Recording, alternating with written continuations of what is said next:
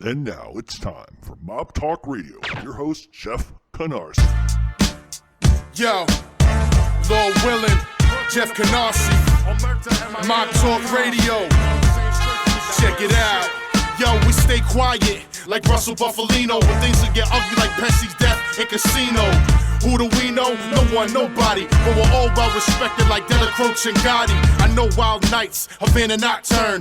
Light up a cigar and watch your spot burn. You'll get patty whacked, I'm tough like Irish dock workers. Run with guys, hooligans and block lurkers. Corner berserkers, street savvy soldiers. You better pay. Don't make me say I told you. Code you don't betray, I say what I mean.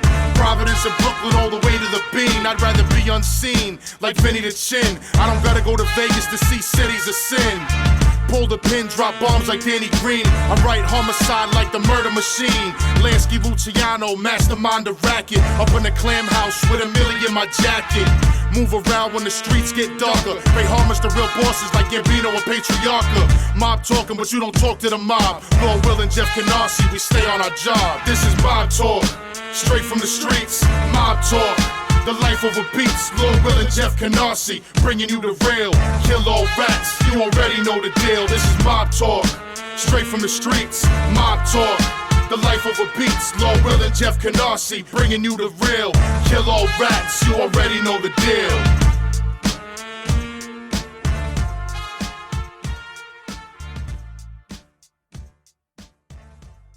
And welcome to Mob Talk Radio. I am your host, Jeff Canarsi, and we got a big show this week. First of all, we got a couple of things to cover in the news.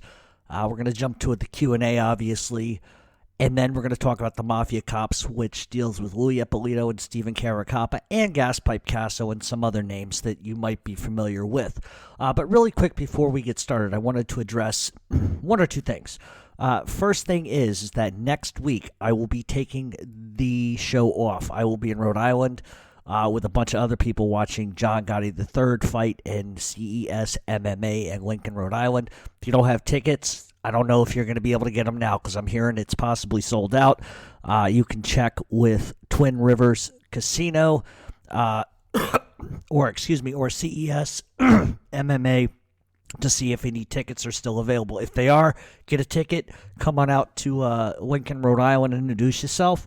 Other than that, I wanted to talk a little bit about some messages I've been getting. I don't really want to address this very long, but I just want to make it a point.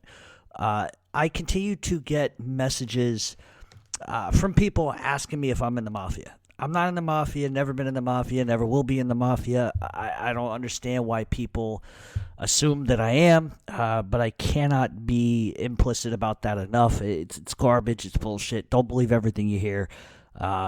It's nonsense as far as that goes. Okay, so for mob news, this is what we got. There's another mob hit in Brooklyn. Now, whether or not this is related to the Sal Zatola attempted hit and to the Sylvester Zatola actual hit, I'm really not sure.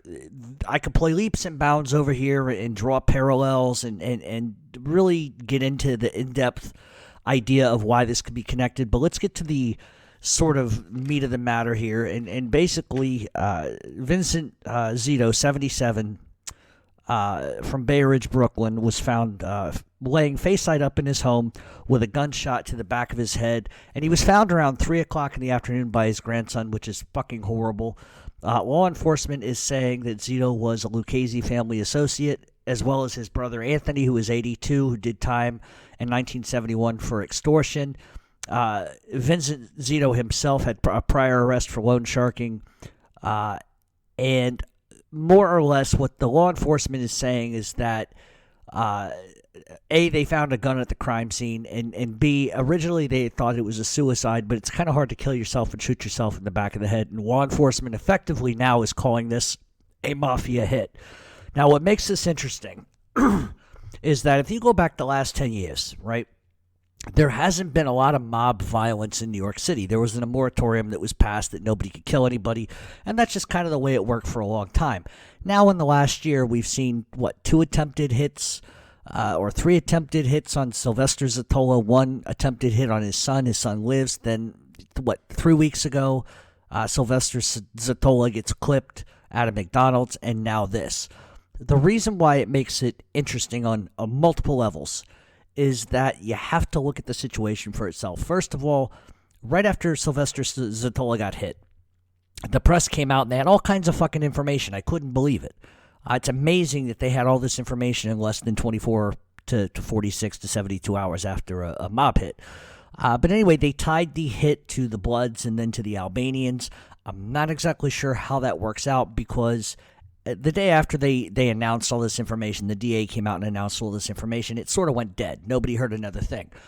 But talk on the street, just in passing with people that I know and in conversations that I have, a lot of people assume this, that it's one of a couple things. If Zatola was hit truly by the Albanians and it wasn't sanctioned by the Italian mafia, there would be retribution and it would almost take place immediately. And the reason why you have to do that, the reason why it would happen, is because the Italians cannot let any other criminal organization think that they run New York City. It's just the way it is.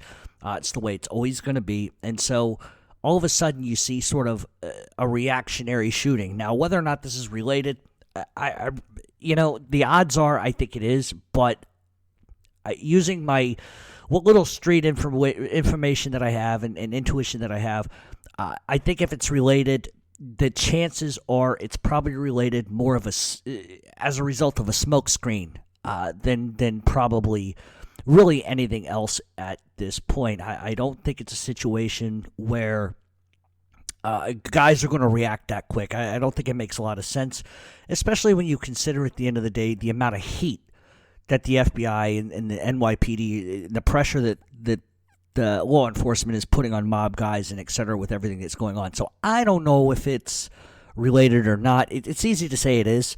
But the thing is, I think there are things that are going on in the streets right now between families that a lot of people don't know about. It's not up to me to say what that is, but I think there is some disagreements, if you will, between families in New York, and I'm just going to leave it at that. And like I said, I can't verify that. I'm just going off what my gut kind of tells me, and some things that I hear. But it doesn't look good, and I figured that I said this over on Mob Talk Radio on Facebook that I thought that there would be another shooting pretty quick after this, and I was right. So obviously I'm on the right track in some facet or form. So I don't know what's going to come of this, but we'll see in the next few days. More information that comes out and where this is going to head to. The only thing that I think vexes me is the guy's 77 years old. What kind of a fucking threat is a 77-year-old associate? Unless it's eye for an eye. And that's the only thing that kind of makes sense to me.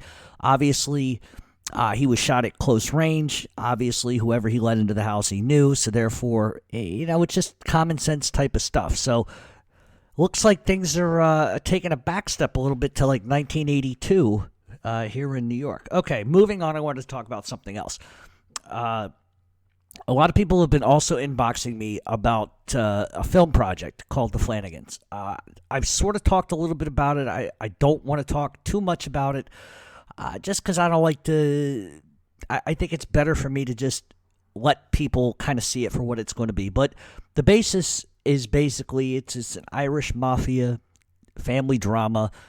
Very similar to The Sopranos, but a lot different in the way that the hierarchy is, a lot different in the way the rackets work, and just a lot of different problems. The Irish have always been a political bunch, and you're going to see a lot of sort of Tammany Hall type of stuff. It takes place in today's time period, so I believe it's going to be good. And like I said, we're still working on things, and when there's more to announce, I'll definitely announce more. But for right now, what I can tell you is it's greenlit. It will be shot. When it's going to come out, couldn't tell you. I think the last time I talked to my guy, we're looking at like February and March in Boston and Rhode Island shooting. And there's a lot of casting and stuff that needs to be done. We still haven't really finished. We really haven't even begun to begin, so to speak. It's just there's a lot of things that have to go on and a lot of things that need to take place before we get to that stage. But a lot of people are messaging me that they want to be in it and all of this and that. Everybody and their mother thinks I owe them something. And here's the deal. I have nothing to do with that end of the business. While I can certainly put your name in a hat, and while I can certainly express my desire to see somebody audition, that's about the extent that I can do. I cannot just say, okay, here's 100 guys, they all want to audition. I just can't do that. It's not in my hands. I'm not the one that's producing this. So much like you, I'm sort of on the back end just waiting to see what happens. But as we get closer and further down the road, the more I know, the more I can tell. But let's just say for now, it's going to be really awesome. The writing, obviously, I wrote it, so I like my own writing. But it is good. It's one of the best things I've ever done, and I think that a lot of people are going to be surprised, not just at how volatile Irish gangsters are, but how different that they are than the Italian mafia, so to speak. So it's going to be kind of interesting to see how that all plays out. And, of course, what I have sitting in front of me for script-wise is probably going to change at the end of the day. Great deal a bunch of times. But the shell in and of itself is really fantastic, and I think you guys are really going to like it. And besides, we get to shoot it in, like, my home turf, which is what I really like. So, other than that, we're not looking, to my knowledge, I don't think we're looking for anybody to hang around on set and give us pointers. I think those of us that are involved have a pretty good street credibility. I think those of us involved have pasts. I think those of us involved know a lot of guys. So we don't necessarily need everybody and their mother, coming out to try and participate and be on the set as I don't know what you call it, a consultant. We don't need that. We also don't need rats. There's this whole entire rat group that travels around and wants to be in every acting fucking movie that there is. You're not welcome. And I'll go on record as saying that myself. You're not welcome. You can't even come near this set. No rats around. No rats allowed. No rats around. I won't tolerate it. I won't deal with it. If you come on set, you're going to be thrown the fuck off. And you people know who you are, because there's 3 or 4 of you that continuously go on the little acting circuit trying to get gigs. It's just not going to happen. Not with this project. There needs to be guidelines, and that's one of them. So if there's anything that I can certifiably say to you that is going to happen, it's going to be that, because I'm not going to tolerate that in any situation.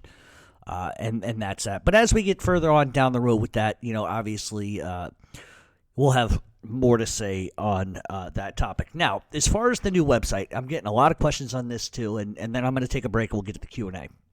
The new website is slated to start in January. We've talked a little bit about it, but not really in depth, and I wish I could tell you a little bit more today, but I really can't, because as it stands, we're here in November. I've got the Flannagans coming up in February, March. I've got another project before that I'm doing. So there's a lot of things that have to take place in a really short period of time. And I have a really, really close friend coming into town for a few days in December. So, and then January, I got another friend coming over from England. So, I've got all these things going on. So the tentative start date is going to be January, probably the middle of January, not January 1st, probably January 15th. I held off because I wanted to kind of start the new year in a different sort of format. The only way that will change at this point is I'm watching YouTube numbers, and it seems like everything is quadrupling now, and I don't understand it. I'm grateful for it, but I don't really understand it. So all that being said, I think a lot of this right now is promotional. I'm starting to look at who's watching for how long, where, and et cetera, et cetera. And if the numbers keep coming up and keep going up, then I may be able to keep it the way it is for now. For another month or two, just to see what it does. But in general, more than likely, moving to a new site, going to charge $4 a month. That's the bottom line. You're going to get a lot of stuff for your $4. You're going to get my radio show. You're going to get Scott's radio show once a month. You're going to get all new blog, breaking news. You're going to get live events. You're going to get live Q&As, group chats, all this crap you're going to get. And it's going to be fully functioning 24/7. Now, as far as social media goes, I am going to bring somebody on to run that. It doesn't mean that if you don't send me a message, I won't get it. But let's face it, I cannot answer 500 fucking messages a day anymore. I'm barely getting to 50 or 60 of them. And God bless you. I appreciate you guys like reaching out and sending me a message here and there. But it's like it's one message, then I answer it, then it's 10 more, and then it's 10 more, and so I never kind of catch a break. And there's only so many fucking hours in a day. I gotta have a private life too, So. I'm trying to get to as many messages as I can. Some of them are, most of them are great questions. The problem is that I don't think people understand I've answered them 100 times. And a lot of times people suspect that, I haven't done a show on this guy, I haven't done a show on that guy. If you have any questions or you wonder who I've done a show on, simply go to YouTube and just look for yourself. I've done close to 60 shows now, something close to that. And I forget who I do half the time. So the new show is definitely going to be, it's going to be worth the money in a million different ways. A lot of people have contacted me. A lot of people are wanting to donate money and give me money, and I'm not accepting it. And I've said that all along because this is not a lot of people argue with me. They want a fan-funded site. I don't want to do that because then the second that I allow somebody to do that, then it becomes, oh, all these people are paying for him, and I don't want that. So I'm doing this on my own accord.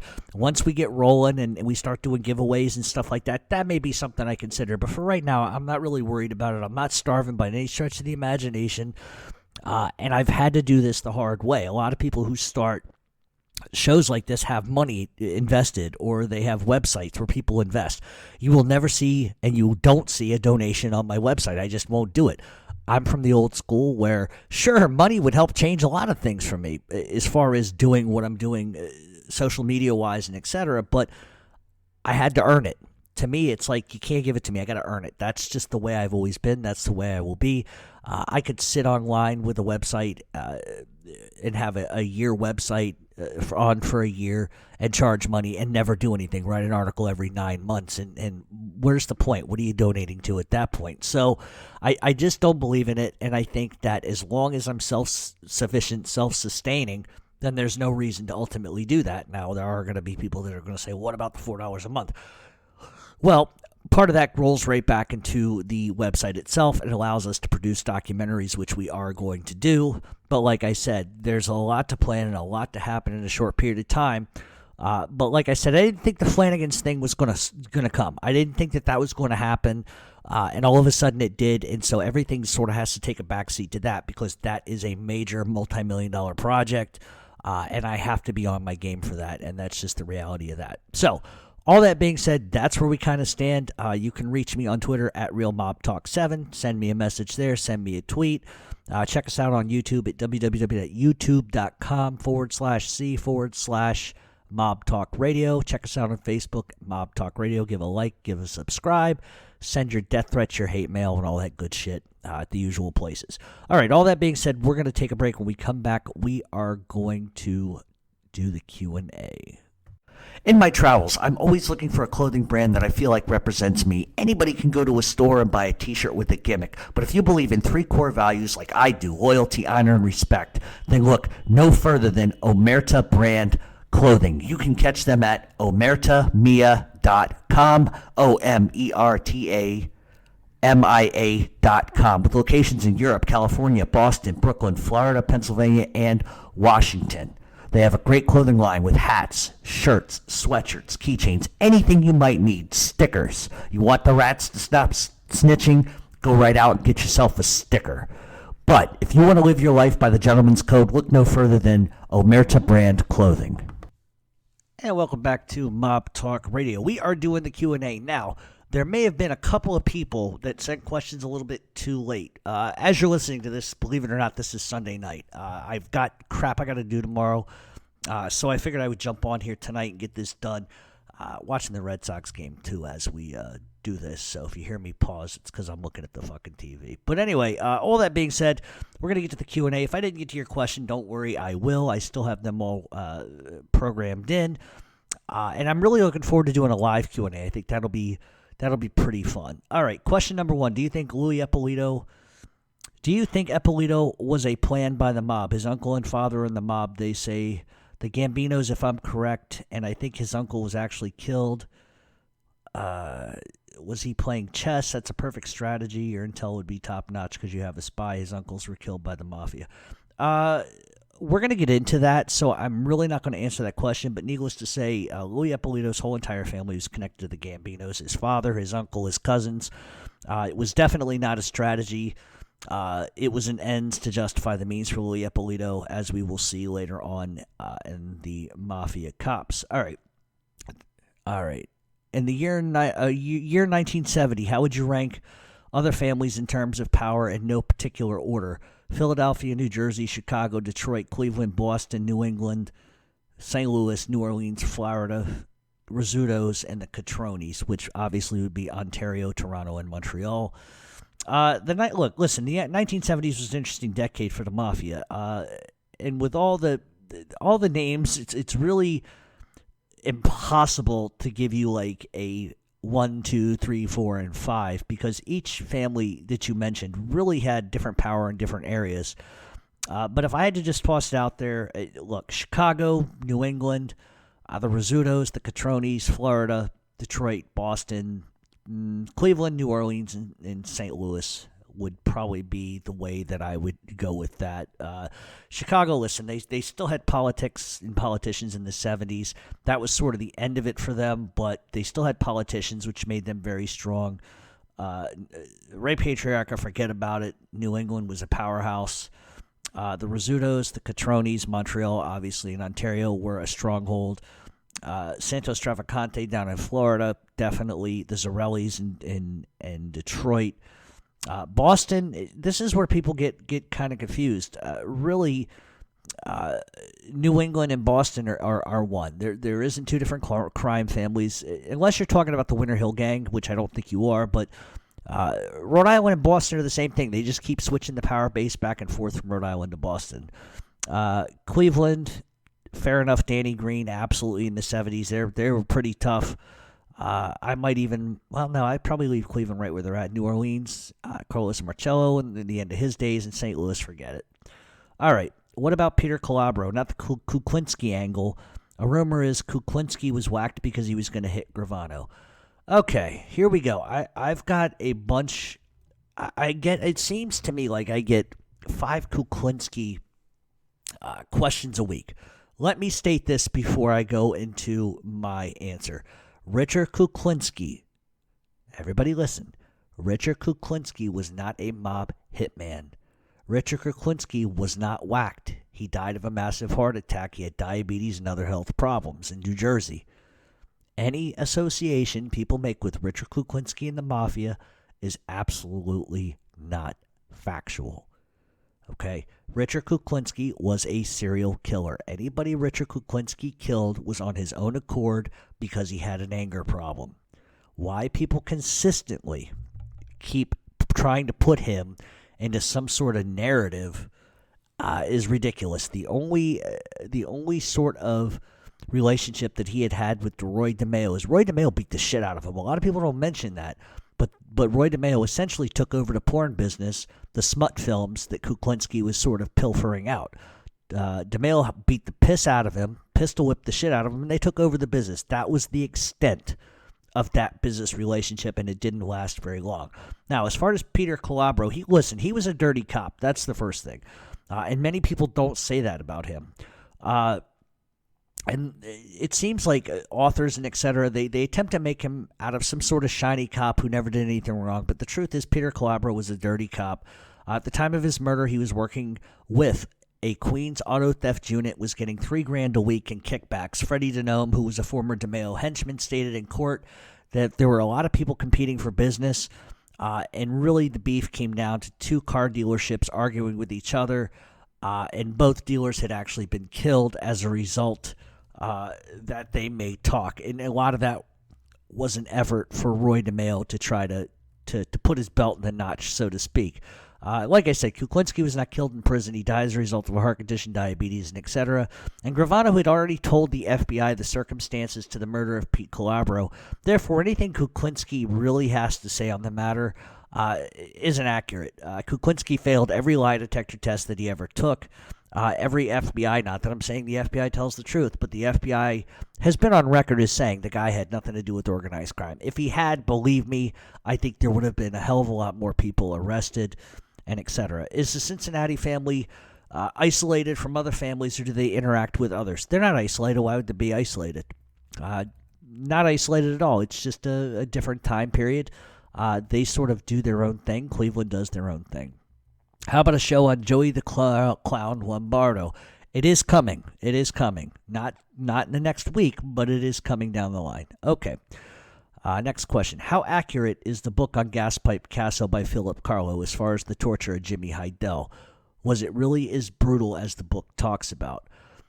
Yes, it was absolutely as brutal as the book talks about, but here's my thing. I don't want to go completely into the murder of Jimmy Heidel because really, at the end of the day, if you don't know who Jimmy Heidel is, he was a half-ass gangster, and he tried to kill Gaspipe Casso, botched the fucking hit on really not the orders, but really it was Angelo Ruggiero who went to Jimmy Heidel to have Gaspipe killed. They were having a beef over something, and that's exactly why Gaspipe was shot. As a result, Gaspipe uses the Mafia Cops to find out everybody that could have been involved, gets their address, goes to town. We're going to cover all that here later on, but I think Philip Carlo got a lot wrong. Philip Carlo, God rest his soul, I don't want to say anything disparaging about somebody who's dead, but the reality is that Philip Carlo got a lot wrong in a lot of books that he's written. He didn't talk to Tommy Patera. That's the first thing. He got that awful wrong. He got a lot wrong with the book on Gaspipe. And listen, it's when you don't speak to the subject yourself and you're relying on transcripts and you're trying to fill in the gaps. I mean, it's easy. It can happen that way. It can happen that way. And I don't really blame Philip Carlo necessarily saying he was outright lying. I just think he had a lack of information.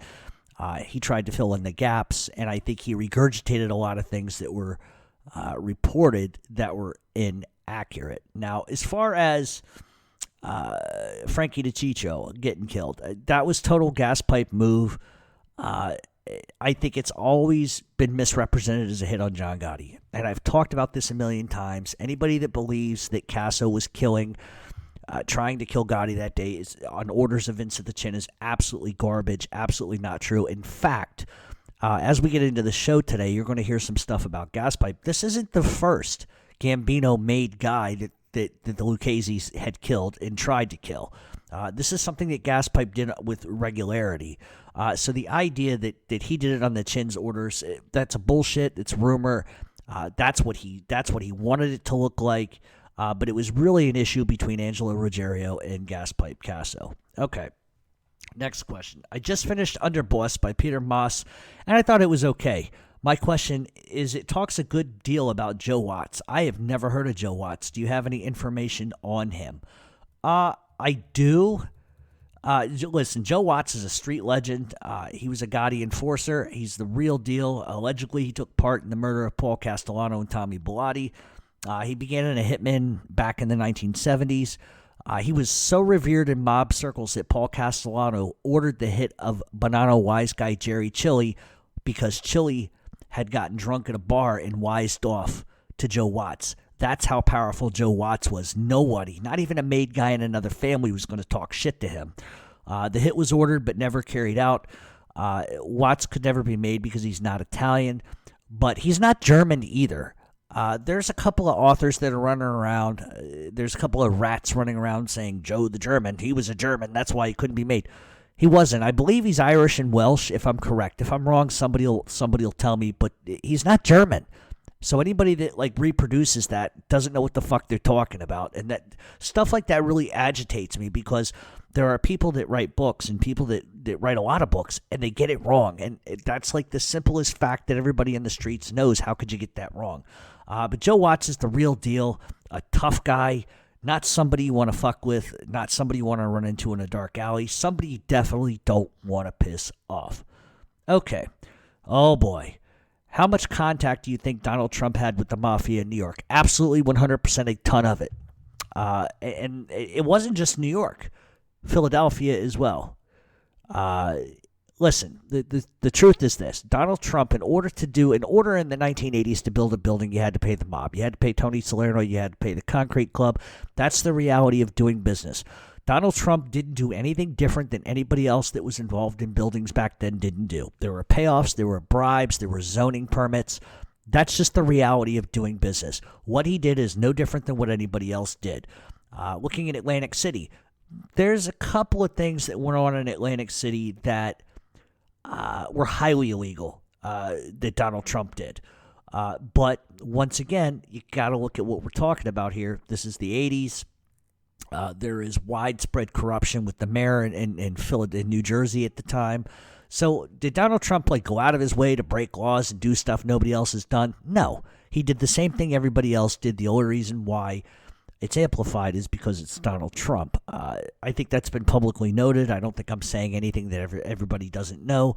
But Donald Trump was very much in the pockets of the Philadelphia Mafia for a while, very much in the pockets of the New York Mafia, only because in order for him to get permits, in order for him to get money, and to get his buildings where he wanted them, there were payoffs. Now, were they direct payoffs?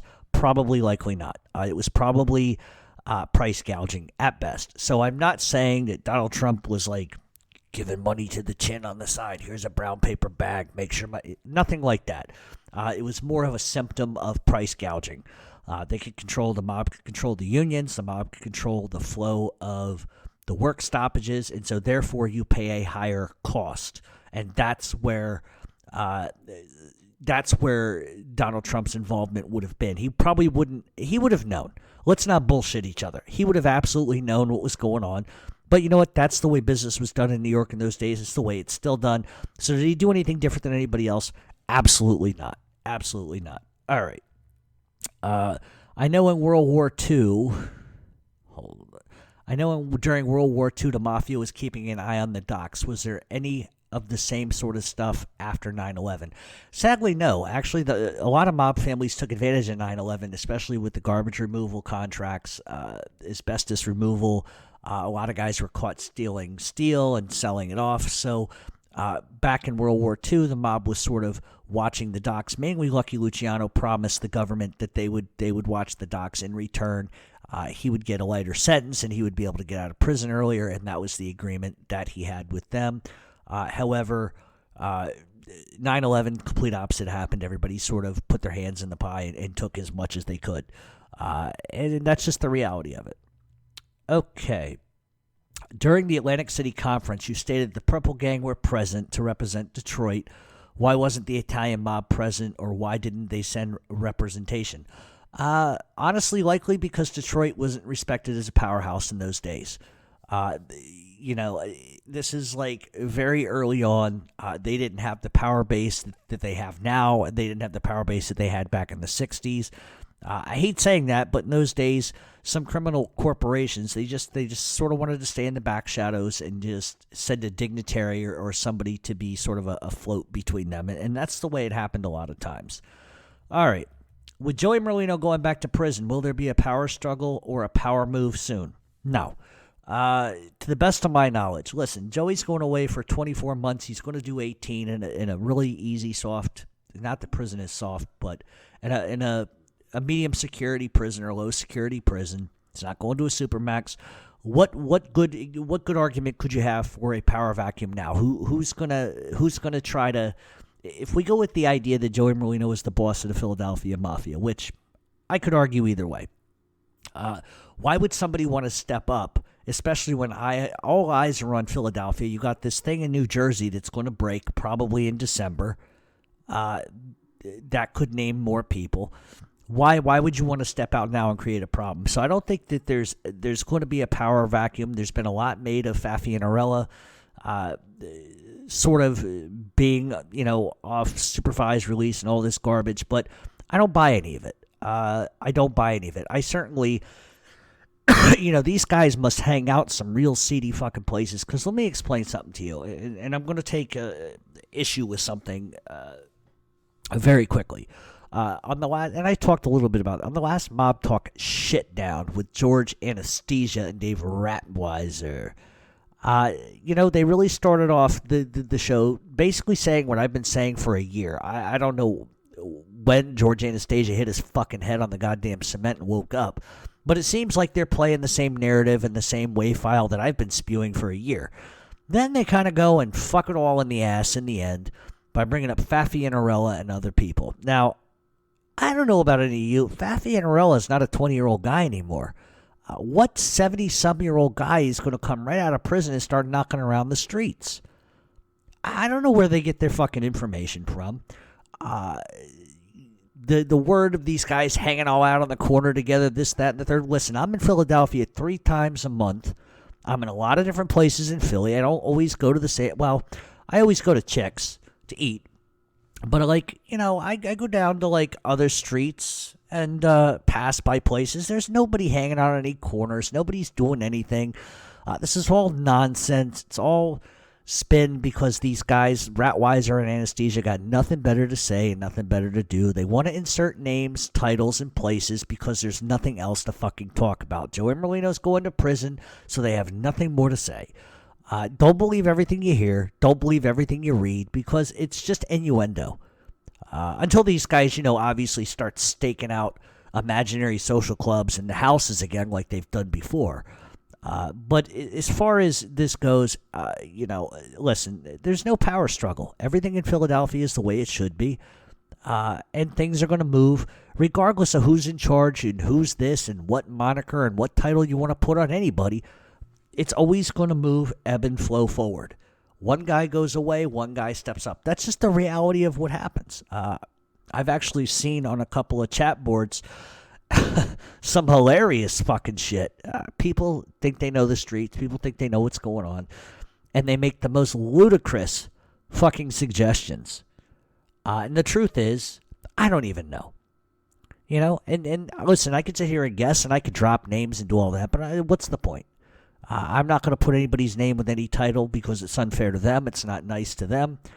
But it is what it is. Now, there is a second feature, and people that were looking for this at the beginning of the show are going to find it now. All right, I want to mention something. I got a letter from Tommy Patera in the mail. Now, my relationship with Tommy Patera is very loose. I did a little business for him with his artwork. He's selling paintings and stuff like that. He draws beautiful sketches, beautiful paintings.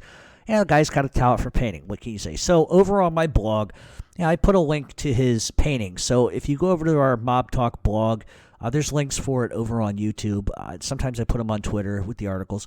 It's over on the right-hand side, right underneath the kitchen consigliere links. Click on it. You can look at his art. He sells his art, and he gives the money to his attorney to help with legal stuff and et cetera, et cetera. But basically, Tommy Patera reached out to me because of that, and he wanted to address something. And this sort of has to do with George Anastasia, so I want everybody to listen up real quick. And I have to be very cognizant of how I say this, because legally speaking, there's certain things that I can say and certain things I can't about this. So George Anastasia wrote a book in the last 3 years, okay? First of all, the book was a lie from beginning to end. Not a single thing is true in that book. Now, George Anastasia says, well, I took everything from transcripts, and that's how I wrote the book. Well, obviously he didn't, because I've seen all the fucking transcripts, and he's lying. None of it's true. If it was true, I would fucking tell you it was true. It's not true. It's a fucking lie. And one of the biggest egregious lies in this book is about an incident with a certain informant, who I won't name, allegedly robbing Tommy Patera's drug house. Now, first of all, let me explain something to you. This would have happened in 91 or 92. Why this makes it a lie is a couple of reasons why. First of all, nobody was going to rob Tommy Patera and get away with it, especially not a fucking junkie rat or whatever. The second thing is, Tommy Patera was locked up in prison already in 91 or 92, which totally refutes that story, totally refutes a bullshit story about a fucking shootout with Colombian drug lords and all this other crazy shit that Anastasia wrote. None of it's true. All of it's a lie, and Anastasia knew this. Anastasia knows he wrote lies. He was called out on it when he was speaking at I don't really know specifically where he was speaking. I obviously wasn't there. But he was called out by a journalist for being a fucking liar. And he was asked repeatedly why he lied. Why he lied. And he couldn't answer the question, wouldn't answer the question. And that's the truth. If I tell you George Anastasia's lied, you gotta believe me.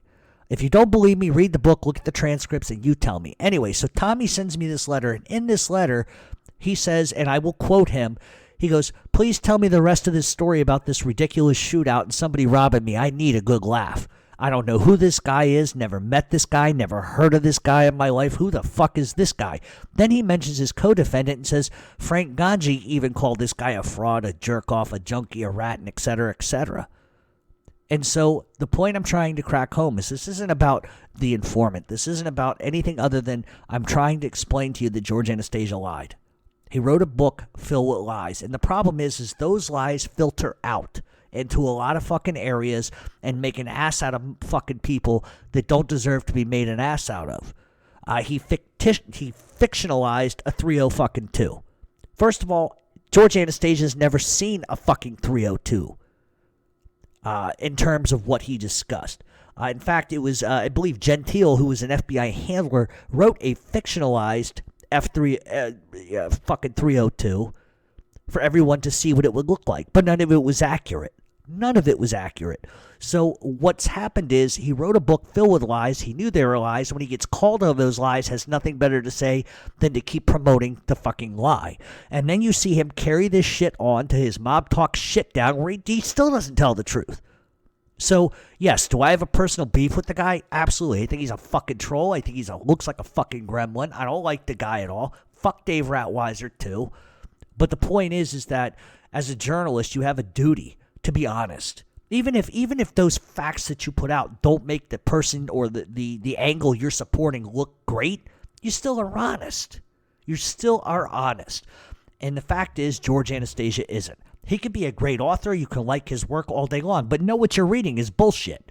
He might defend the guy one day, but guess what? 3 days later, he's going to insert some sort of lunatic bullshit, the Martians are landing story that he expects you to buy. That's the problem I have with it. That's the problem that I have with it, is that he just hasn't told the truth. And once he got busted on it, he had nothing more to say and wants to skip around it. So, listen, once he did that, and then once he took it to a personal level with me over some shit, that was it. I was done with the guy. I have no more fucking respect for the guy whatsoever. He's a sniveling fuck, and I don't like him.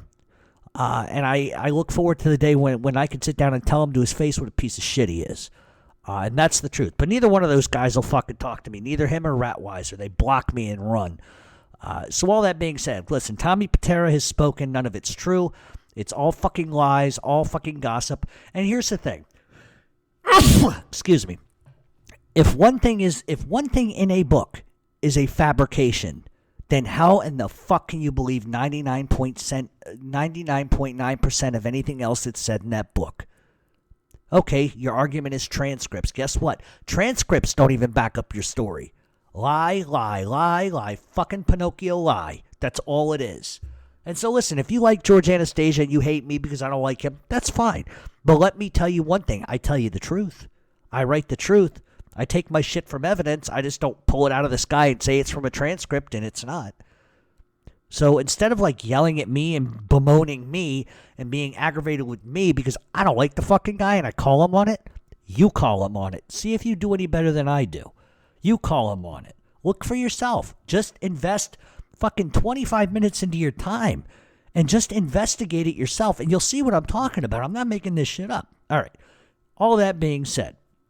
All right. Do you know anything about the crew in Springfield, Massachusetts?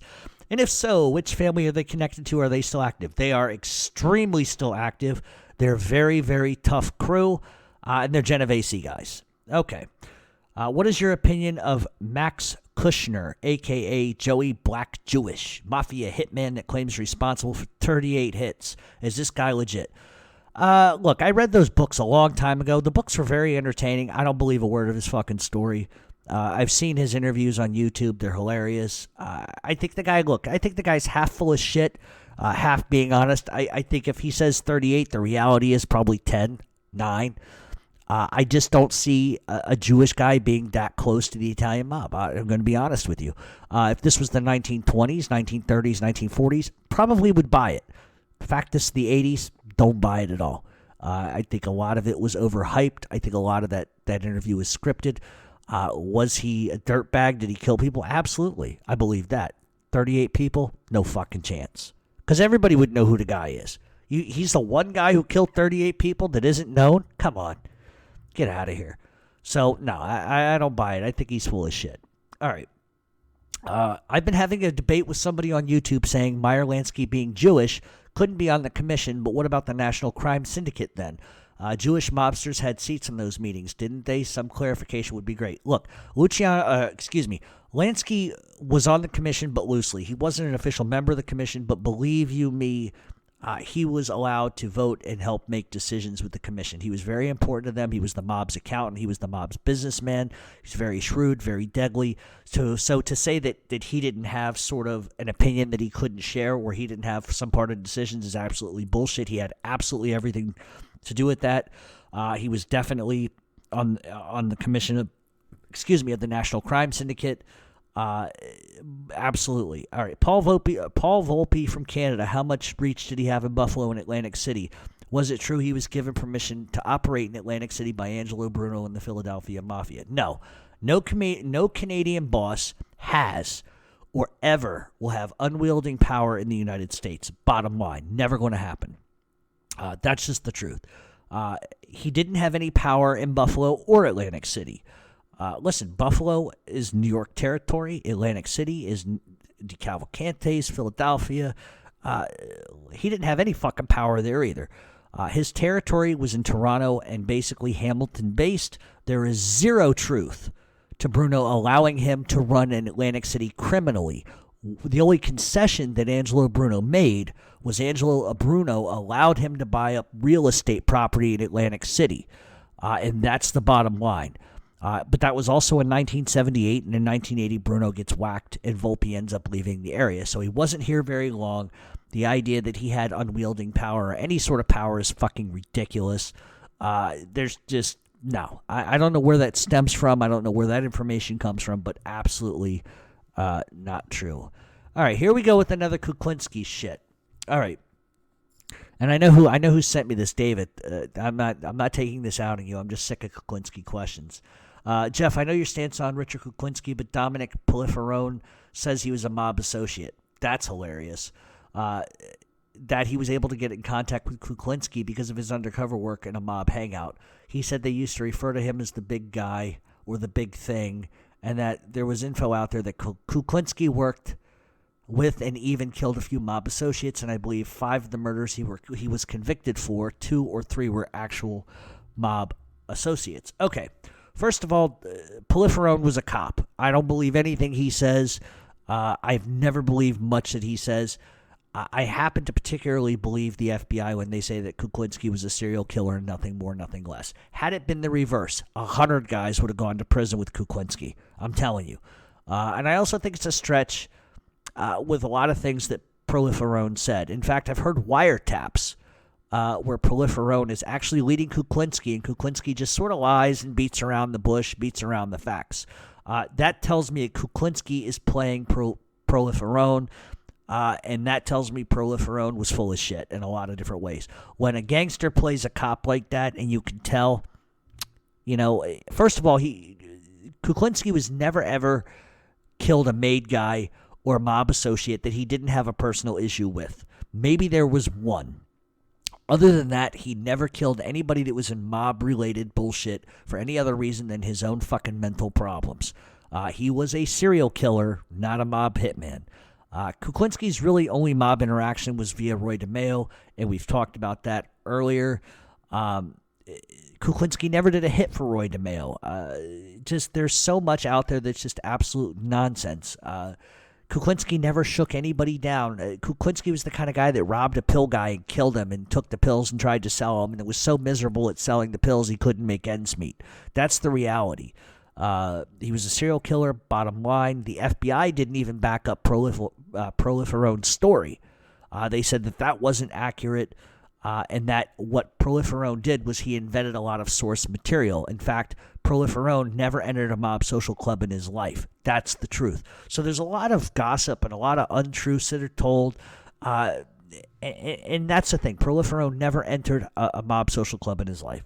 He didn't know Kuklinski. In fact, he had heard Kuklinski's name, not from the mob, but from the guy that ran Mr. Softy, and I can't think of his fucking name right now. He had a really weird name. You'll have to forgive me on that.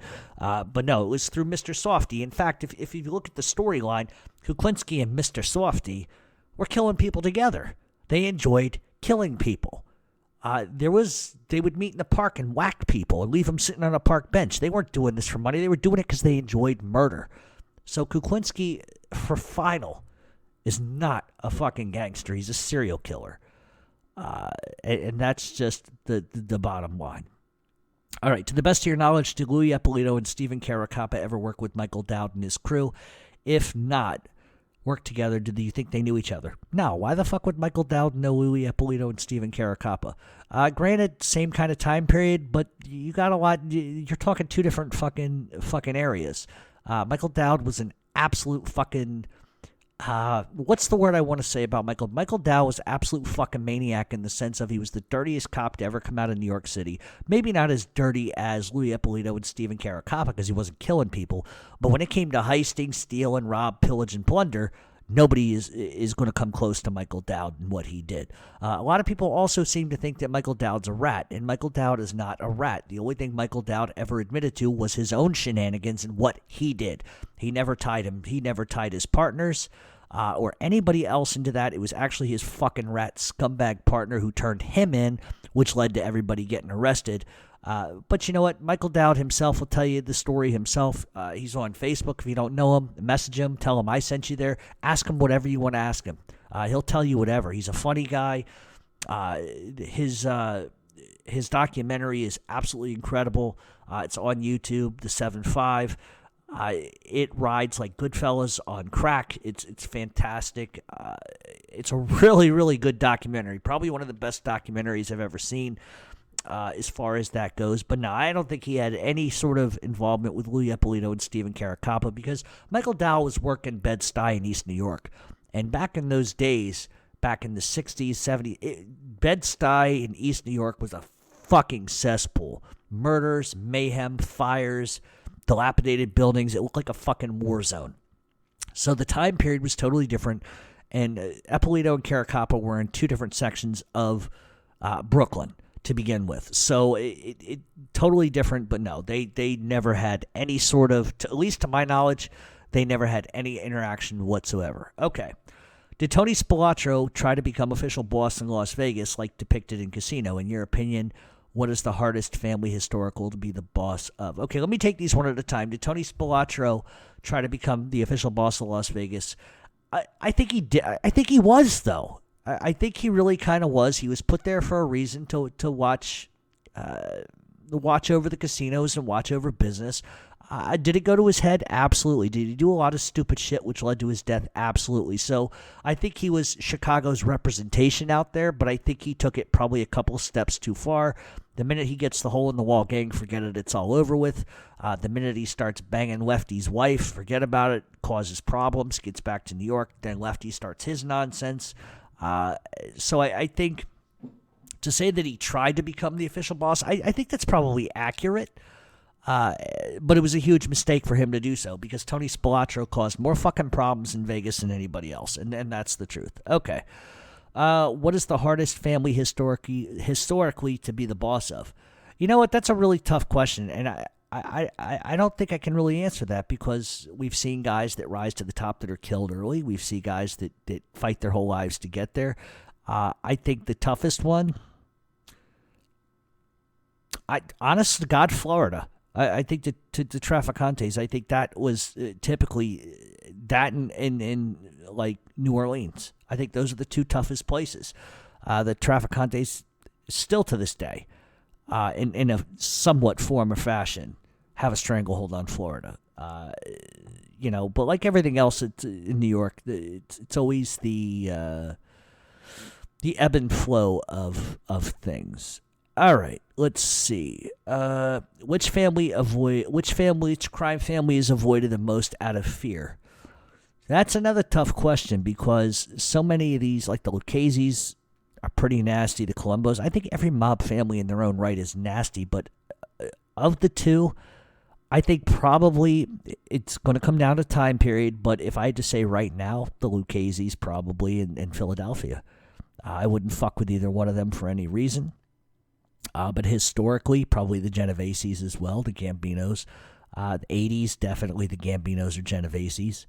70s, maybe the Colombos. It just depends on the time period, but that's that. All right, aside from Russell Bufalino, who are the three top bosses of smaller factions or territories? Ray Patriarca would be one. Carlos Marcello would be two. And the third would probably be... Let's see. We have two. One more. Okay, we got Patriarca, New England. We've got Carlos Marcello, which would be New Orleans, and Santo Traficante down in Florida. I think those were the three other top bosses of smaller factions and territories. What is the criteria for a great Cosa Nostra boss in your opinion? First of all, you got to be shrewd. If you can't be shrewd, you got no business being in the business. 2, you've got to be a snake at the same time. And that kind of goes hand in hand with being shrewd. You have to be dignified to the point of making rational decisions that's best for 100 to 200 people versus just yourself. You have to put, obviously, money ahead of a lot of things because that's the end of the day. That's what makes the machine work. But I think you have to also be lenient to a large extent. I just think that what makes a good boss is somebody who stays off the radar, somebody who can operate and be powerful without being seen. Sometimes it's better to be heard and not seen. I think somebody that isn't interested in their self-preservation or their ego, somebody that's, I mean, let's face it, you're in that lifestyle, you're going to have an ego anyway, right? But I think for the most part, you've got to be able to put business ahead of everything.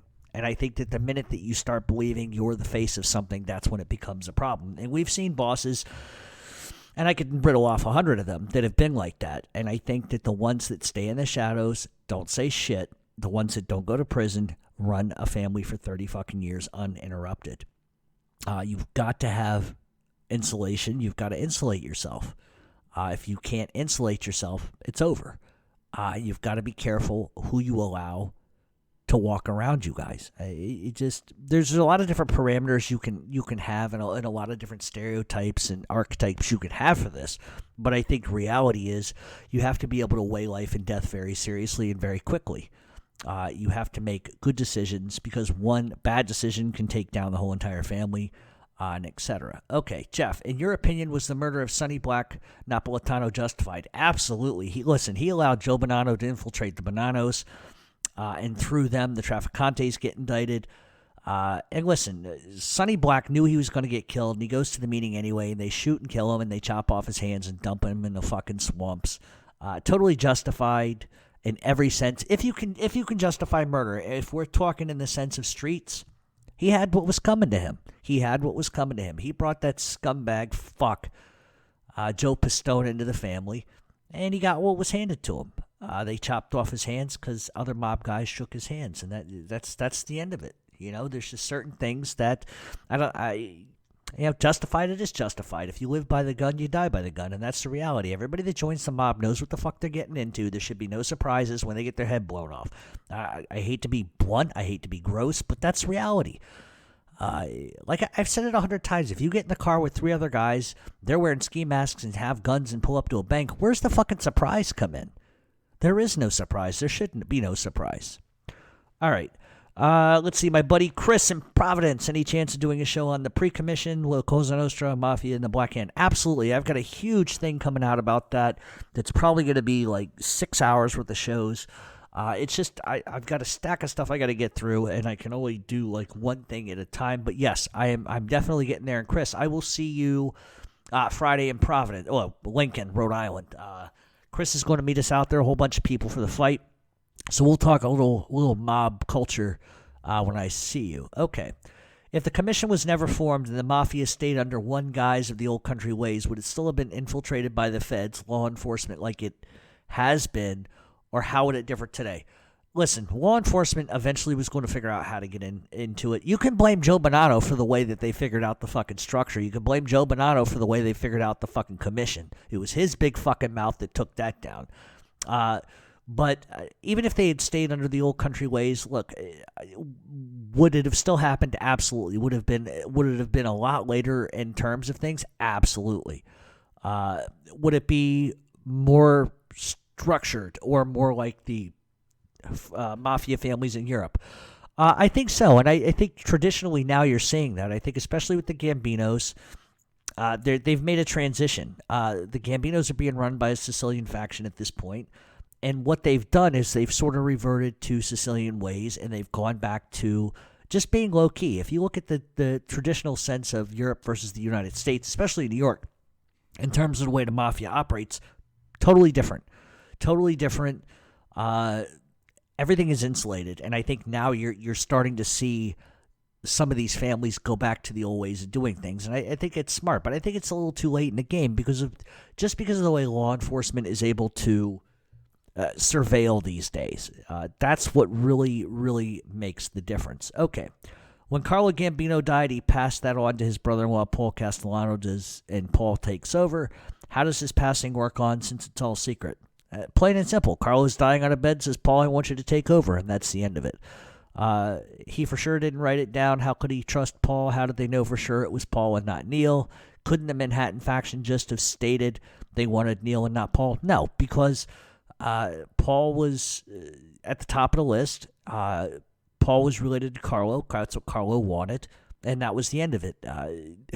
I mean, yeah, in theory, I guess it could have worked where Neil or John Gotti or somebody says, no, that's not what Carlo wanted. He wanted this. But what's the point? They were gonna kill Paul Castellano anyway, so it really didn't matter what the fuck happened. Nobody wanted Paul as boss, and it was just a matter of time. And that's just it. I mean, yeah, it sounds good in theory. They could have just said, we don't want Paul, we want Neil, but that's just not the way things work in the streets. All right. How does Carmine Galante's narcotics operation compare to other mass-scale drug traffickers such as Nicky Barnes, Frank Lucas, Pablo Escobar, and Frank Matthews? Okay, first of all, Nicky Barnes is full of shit. Frank Lucas is another one that's full of shit. Pablo Escobar was an absolute fucking maniac. Frank Matthews sold a lot of fucking drugs. I don't think that Carmine Galante ranked near any of those guys. I think he was definitely ahead of Nicky Barnes and Frank Lucas. That much I will tell you. Pablo Escobar, not even close. Frank Matthews, not even close. Galante had a humongous operation, but Galante, listen, you need to understand, Galante was only in operation for 2 years before he goes away. So he never got to see that operation to its full extent. Now, if you want to go back to the 20s and 30s, we can do that, but I'm talking mainly like the late 60s, early 70s, before he's killed. But no, he does not compare to Pablo Escobar in any such stretch of the imagination or Frank Matthews. But as far as Nicky Barnes and Frank Lucas, look, Nicky Barnes is both Nicky Barnes and Frank Lucas were incredible narcotics traffickers. I'm not going to lie. But the thing is that they both sort of made themselves out to be bigger fish in the pond than they actually were. Frank Lucas is full of shit. He didn't bring fucking drugs back and bodies from Vietnam. He never went to Vietnam. That's all bullshit and not fucking true. Nicky Barnes is absolutely full of shit. He had a fucking short lifespan and a short shelf life. It was only through Joey Gallo that Nicky Barnes became who he became. So history has distorted a lot of facts, but Frank Matthews and Pablo Escobar were no joke. Those were the two that I don't really think anybody can touch. And really the guy that, if you go and look at the Rizzutos and the drug trafficking that they were involved in, that was worldwide. They were 3 times the size of Carmine Galante and other people, and maybe the Rizzutos could have rivaled Escobar and Matthews, but not Galante. All right, do you think Sonny Liston could have beat Ali if he wasn't forced to throw the fight? You know what? It depends on what circle you're in to make that argument. Look, Liston, everybody knows Liston would throw fights. That's the reality of it. Could he beat Ali? I think so. I think he could have. I am one. Listen, Muhammad Ali was one of the greatest fighters to ever have lived. But it's sort of the Mike Tyson effect I have with Ali, is that Ali fought some greats, but Ali didn't fight a ton of greats. And that's the issue. I think Ali fought way too late into his career. I think he should have retired a hell of a lot sooner than he did. And that's the reality of it. But I think Sonny Liston was a good fighter. But if Sonny Liston wasn't, on the mob payroll, then that might have been a different story. Well, I guess we're never going to know, are we? All right, so all that being said, that is going to be all the Q&A for today. We're going to take a break, and when we come back, and yes, you're going to hear the annoying fucking Omerta commercial again. When we come back, we're going to get to the Mafia Cops. Stay tuned on Mob Talk Radio. In my travels, I'm always looking for a clothing brand that I feel like represents me. Anybody can go to a store and buy a t-shirt with a gimmick, but if you believe in 3 core values like I do, loyalty, honor, and respect, then look no further than Omerta Brand Clothing. You can catch them at omertamia.com, OMERTA MIA.com, with locations in Europe, California, Boston, Brooklyn, Florida, Pennsylvania, and Washington. They have a great clothing line with hats, shirts, sweatshirts, keychains, anything you might need, stickers. You want the rats to stop snitching? Go right out and get yourself a sticker. But if you want to live your life by the gentleman's code, look no further than Omerta brand clothing. And welcome back to Mob Talk Radio. We are covering the Mafia Cops, starring Louie Eppolito and Steven Carracappa. Now, if you're unfamiliar with sort of the background of all of this, I'm going to cover pretty much as much of this as I can. You can obviously do research yourself. Probably the most corrupt police officers ever to be in the NYPD. Granted, Michael Dowd was pretty corrupt himself, but these two, a little bit different. So we're going to get right started. Louie Eppolito was born in 1948 in Brooklyn, New York. He was active from 1969 to 1990, making detective in 1977. His mother, Tessie, was a registered nurse, and his father was Ralph Fats, the gangster Eppolito. That's literally his name. I know that sounds creepy, but it was Ralph Fats, the gangster Eppolito. And he was a Gambino family bookie. Growing up, his father wasn't his only influence into the mafia, but his grandfather was Diamond Lou, who was a jeweler to the mafia, and specifically to Lucky Luciano.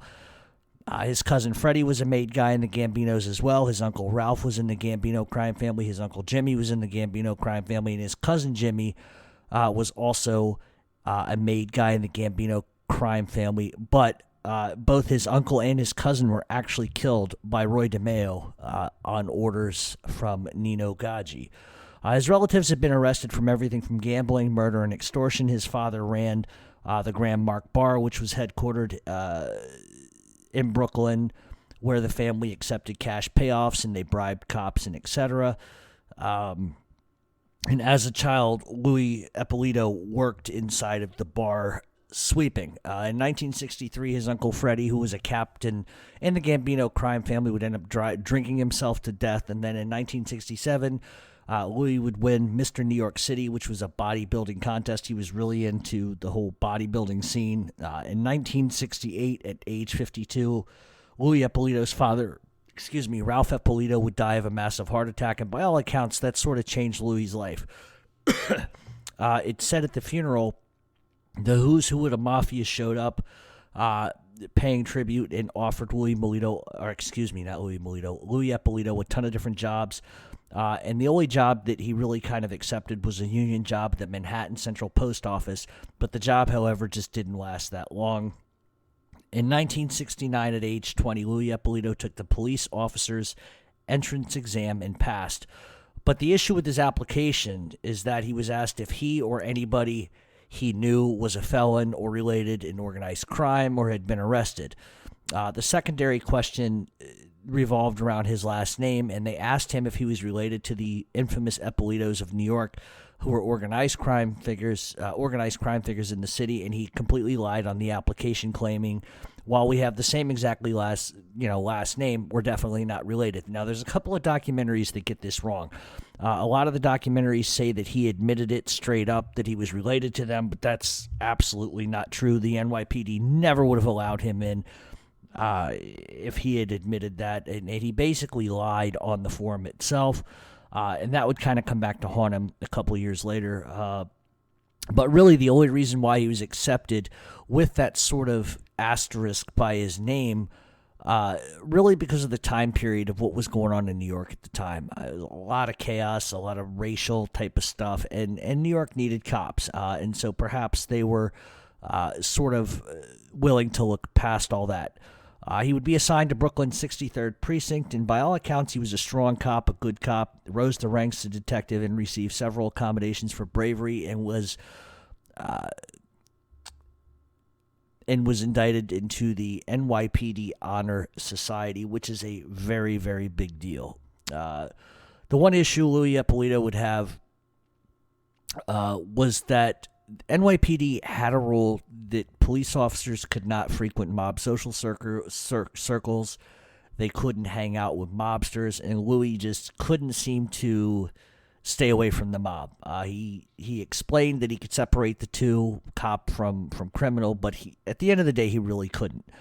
In 1977, he would make detective and get transferred to the robbery squad and assigned a new partner by the name of Steven Carracappa. Steven Carracappa was born in 1941 in Brooklyn, New York. He was active in the NYPD from 1969 to 1992. He ends up becoming a detective in 1979. By all accounts, Carracappa was a hard-nosed cop, wasn't a guy that was going to take any shit from anybody. Very tight-lipped kind of guy. And of the two, Carracappa came from a working class family growing up on Staten Island. As Carracappa's family sort of falls upon hard times, Steven actually ends up leaving school and going to work, and he worked in construction, unloading and loading trucks, but was tired of making chump change, so at 18 he takes his first shot into criminality. And what basically happened was him and a friend broke into a warehouse and stole a truckload of building materials. Then on January 5th, 1960, they were arrested and booked for grand larceny, which were felonies. Carracappa, who was young at the time, really caught a good break and only received probation, but the felony arrest stayed on his record, which should have rendered him null and void to join the NYPD. But for some reason, the NYPD looked past that. Just absolutely insane. And I still, to this day, I don't kind of understand why he was allowed to get a pass on that. In 1966, Carracappa enlists in the United States Army. He does a tour of Vietnam, and upon his arrival back into the United States, he ends up applying to become a New York City police officer. But with his criminal record, he almost wasn't allowed into the police force. However, he continued to be persistent and pushed, and the NYPD ends up sort of letting him in, mainly because he won't stop coming around. He passed the entrance exam, and I think a lot of it had to do with what was going on in New York at the time in the 1960s.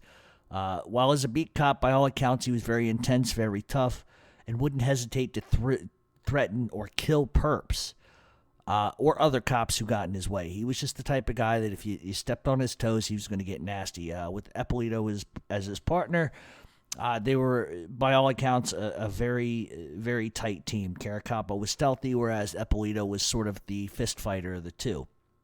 As detectives and partners, both had direct contact with sensitive information from different intelligence divisions of the NYPD.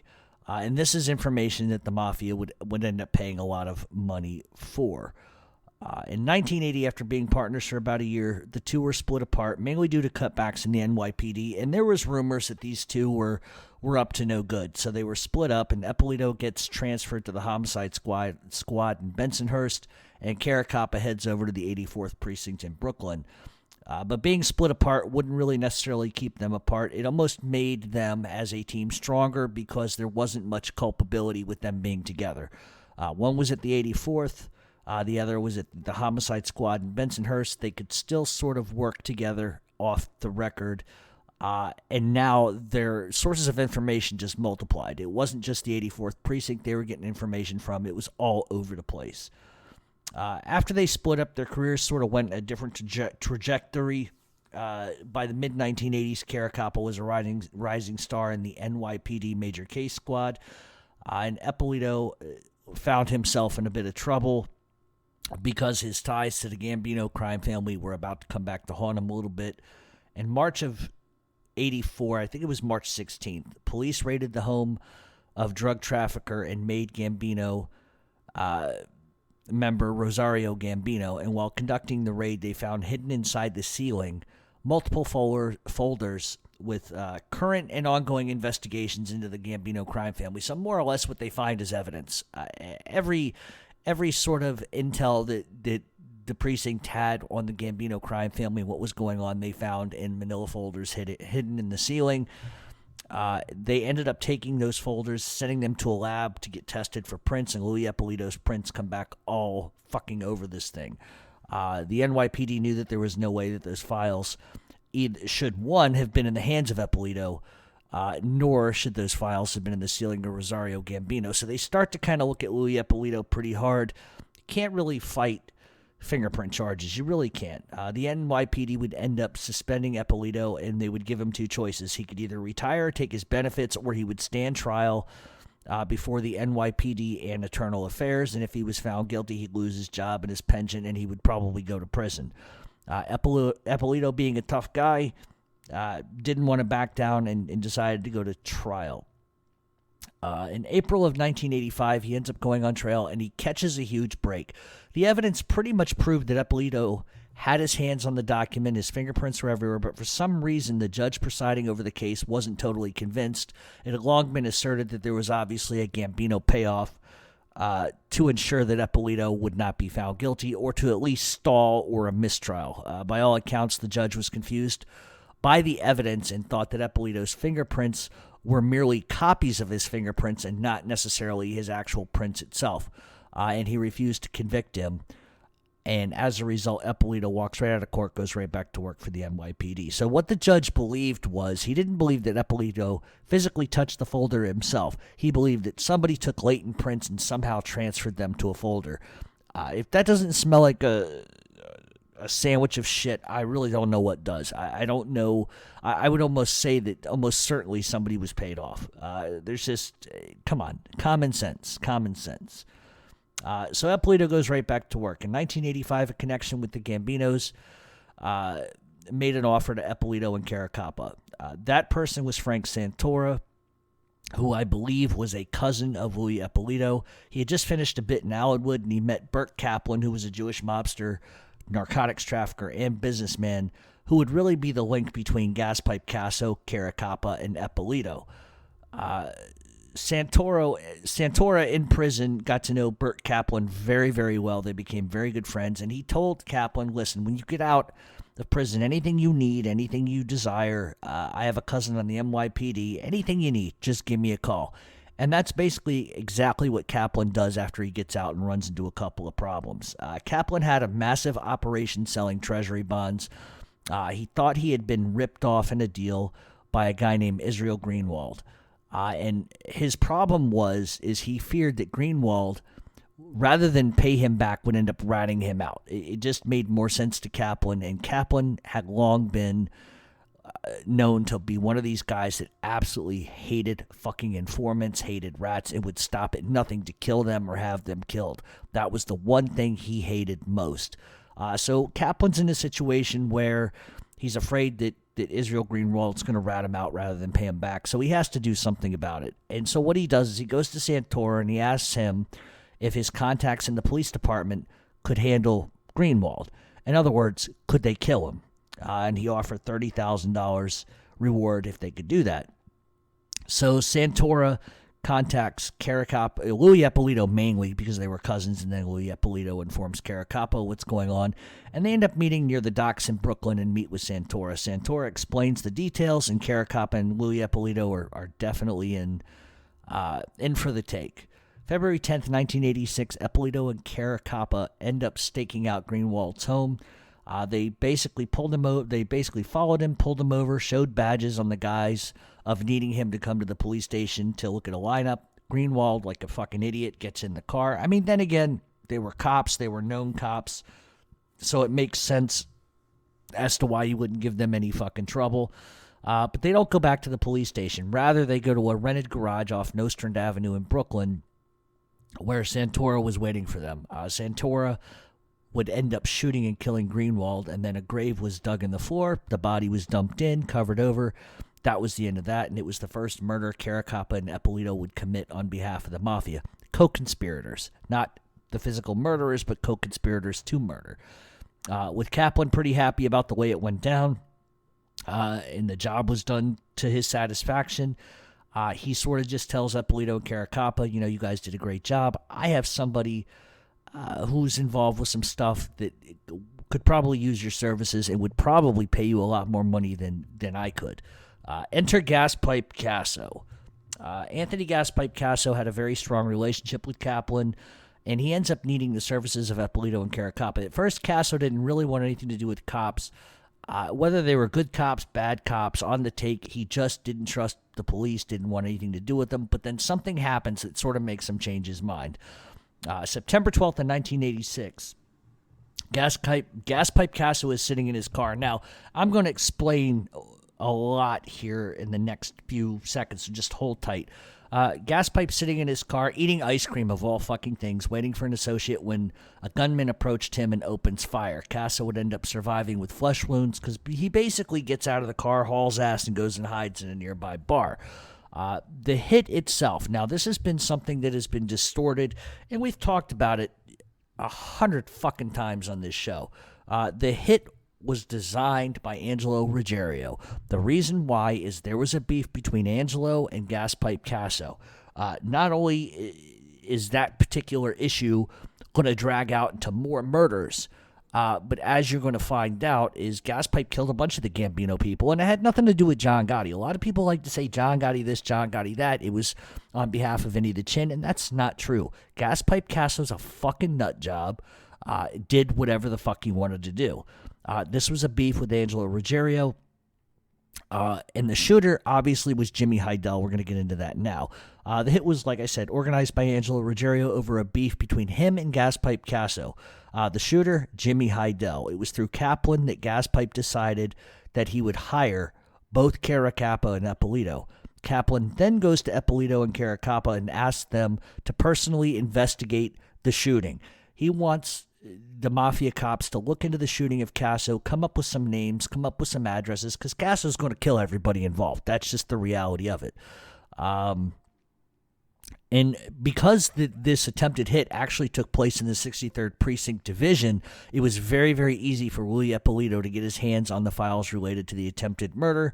And after a few days after the attempted hit on Gaspipe Casso, Kaplan shows up to see Gaspipe Casso and hands him a bunch of folders. Inside were names, dates, photos, addresses, anything you could possibly fucking want was in that file, and it pretty much led Gaspipe down a rabbit trail of who the fuck he was going to kill first. And from that file, basically, Casso sees the name Jimmy Heidel. Casso's absolutely fucking irate, and Kaplan explains that for a price, Eppolito and Carracappa will deliver Heidel to Casso, which makes it a lot easier for Gaspipe because Gaspipe can go to the fucking garage off Nostra and just wait for him, and he'll be delivered to them, and then he can dispatch Heidel in any which way he sort of wants. And Casso agrees. He thinks it's a good idea. So on October 18th, 1986, on Staten Island, Eppolito and Carracappa end up staking out the house where Jimmy Heidel lived. This was going to be one of the biggest mistakes that Carracappa and Eppolito ever make. And we're going to find out as the story goes along why. They end up waiting outside until somebody comes out, and a male gets inside of Jimmy Heidel's car and drives away. They think it's Jimmy, and they tail the car, and they end up pulling the car over, and inside was Jimmy's brother, Frank Heidel. Through Frank, they find out that Jimmy was en route to Diker Park to meet with some people, and at one point, Jimmy and Frankie's mother actually looks out the front door of the house, and she sees Louie Eppolito and Steven Carracappa, and she recognizes them as beat cops from the area. And that is ultimately going to be the undoing for them in the end. This is going to be the one piece of puzzle that puts Eppolito and Carracappa in prison the rest of their lives. That, and along with that dipshit Louie Eppolito going on Sally Jesse Raphael. If you haven't seen that show, you can go on YouTube, type in Sally Jesse Raphael, Louie Eppolito. Still to this day, I don't understand what the guy was fucking thinking. But anyway, Eppolito and Carracappa would end up finding Jimmy Heidel later in the day, and they talked him into going in the car with them to the police station. The problem was they weren't heading to the station. Rather, they were going back to the garage on Nostra Avenue, where they end up hog-tying Jimmy Heidel, dump him into the back of a trunk, and then they hand the keys to Frank Santora. Frank Santora drives the truck later on the car later on that night to a Toys R Us parking lot, with Eppolito and Carracappa following close behind. Santora pulls into the lot and throws the keys to Gaspipe Casso and Burt Kaplan. Casso then drives the car to a nearby house and takes Heidel down into the basement, where hours of torture would begin. After beating him and shooting him repeatedly for hours, Casso eventually gets the names that at least Jimmy Heidel is willing to give up, who were involved in the plot to kill him. He eventually ends up doing Heidel a favor and killing him. Heidel would be dismembered and buried, and Casso would pay Eppolito and Carracappa $30,000 for the job. But Casso wasn't done. Casso then orders Eppolito and Carracappa to hunt down another name from the file, Nicky Guido, On November 11th of 1986, Carracappa uses the police database to get information on an address for Nicky Guido. Carracappa would sign on using his tax registry number. Now, what that is anytime a cop goes into the database, AFIS or whatever the fuck it is that they use, they have a number that's associated with their name. Now, it wouldn't be a weird thing for Steven Carracappa to be using that, but now it's going to directly tie him to a suspect that ends up being killed, and that's going to present a problem for Carracappa. Now, it wasn't rare for somebody being investigated to just die, but this is going to be sort of a repeated thing that happens. Anyway, Carracappa isn't really able to find out exact information, but they knew an age range, they knew kind of what he looked like, and they ended up finding an address. And the thing is that it was nothing for Carracappa to use this database constantly, and he always did. And like I said, it wouldn't look suspicious because it makes it look like he's looking into perps. But when the FBI and the NYPD end up investigating Eppolito and Carracappa, they would find that, like, on majority of these hits, this is the tactic they used, and so they could draw a parallel between people getting killed and Carracappa looking into who they were. So Carracappa gets what he thinks is a good address, and he passes on the information to Gaspipe and Kaplan. Eppolito and Carracappa were very careful to this point, and they offered to look deeper, and they said, listen, let us stake out the house. Let us make sure for 100% this is the right guy. But Gaspipe didn't want to hear any of it. Gaspipe wanted him fucking dead, like yesterday. And also, Gaspipe knew that if Eppolito and Carracappa staked out Nicky Guido's house, it was going to cost him extra money, and he wanted to be cheap and didn't want to fucking pay it. He just wanted the guy fucking dead. He wasn't going to pay extra, so he said, thanks a lot. And what he does is he sends a crew to kill Nicky Guido, and they kill him on Christmas Day of 1986. While Guido was outside of his home cleaning his car, he ends up getting shot and killed by a passing car several times. The problem was it was the wrong fucking Nicky Guido. It turns out the actual Nicky Guido lived in upstate New York, and Gaspipe killed an innocent kid. So that makes him a fucking scumbag. Just like fucking Sammy the Bull Gravano, who did the same sort of shit. Listen, you pay the extra money, and Carracappa and Louie Eppolito do a little intel, and you make sure you hit the right guy. But Casso, he didn't think. All he wanted was revenge. It's all he could think about. And that's what ends up happening. But what it does, it also sets the stage for Kaplan ultimately turning on everybody at the end of the day, because Kaplan is fucking irate with Casso. He was an old school guy, an old school criminal, and he believed that you didn't kill innocent people, that he believed that you did your research, that nobody innocent got hurt, especially kids. It also showed Kaplan that Gaspipe was reckless, and he didn't like it. The only thing that Gaspipe seems to get out of this is that he realizes, well, you know what, I might as well just pay the extra money from now on. And so as a result of this particular murder, Casso ends up putting Eppolito and Carracappa on the mob payroll at $4,000 a month plus expenses, so to speak.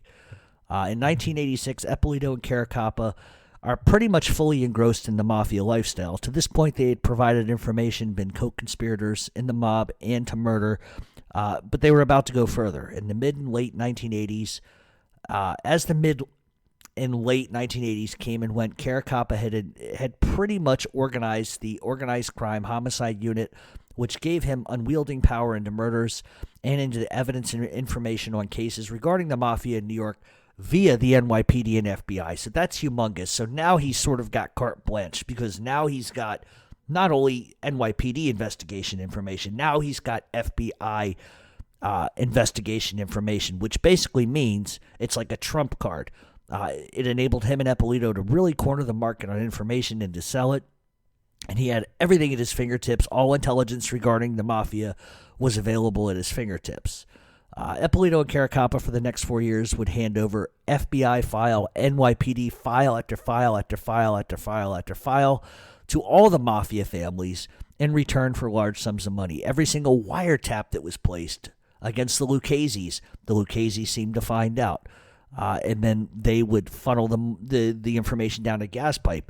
than any place that was wiretapped for the Genoveses. They seemed to find out where the wiretaps were hidden. So it wasn't just the Lucchese's that the Mafia Cops were pretty much selling information to. It was all 5 families.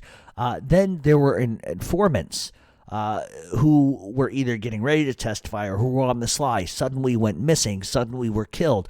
And the FBI and NYPD couldn't figure out where this information was coming from. They had suspicions, as well as the FBI had suspicions of where this information might have come from. The problem was they knew they had a leak, but they just couldn't prove it.